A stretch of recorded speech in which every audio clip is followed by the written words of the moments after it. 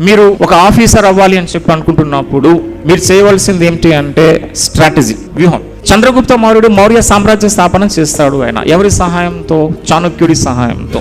ధననందుడు అనేవాడు చాణక్యుని అవమానిస్తే అప్పుడు ఆ చాణక్యుడు ఏం చేస్తాడంటే ధననందుడిని అంతం చేసేస్తానని చెప్పి చాణక్యుడు బయలుదేరుతాడు. అలా బయలుదేరినప్పుడు కొందరు పిల్లలు ఉంటారు, ఆ పిల్లలు ఆడుకుంటూ ఉంటారు. ఆ పిల్లల్లో ఒక పిల్లవాడు రాజులాగా యాక్ట్ చేస్తాడు, మిగతా వాళ్ళు మంత్రులు సేనాపతుల్లాగా యాక్ట్ చేస్తారు. అయితే రాజులాగా యాక్టింగ్ చేస్తున్నటువంటి ఈ పిల్లాడు ఉంటాడు కదా, ఎగ్జాక్ట్లీ రాజా టీవీని ప్రదర్శిస్తాడు. ఆయన చాణక్యుడు చూస్తాడు, అరే ఈ పిల్లాడు ఏదో మనకి పనికొచ్చేటట్లు ఉన్నాడు ధననందుడిని అంతం చేయడానికి అని చెప్పి ఈ చాణక్యుడు ఇమీడియట్లీ ఆ పిల్లవాడి దగ్గరికి వస్తాడట. పిల్లవాడికి చెప్తాడట, ఒరే నువ్వు రాజు అవ్వాలనుకుంటున్నావా అని చెప్పి. ఇలా చూస్తాడు, ఏంద్రా నువ్వు చేస్తావరా అని చెప్పి అడుగుతాడు. నువ్వు వస్తావరా నాతో అని చెప్పి అంటాడు. పదరా అని చెప్పి అంటాడు. అంతే, డిస్కషన్ లే.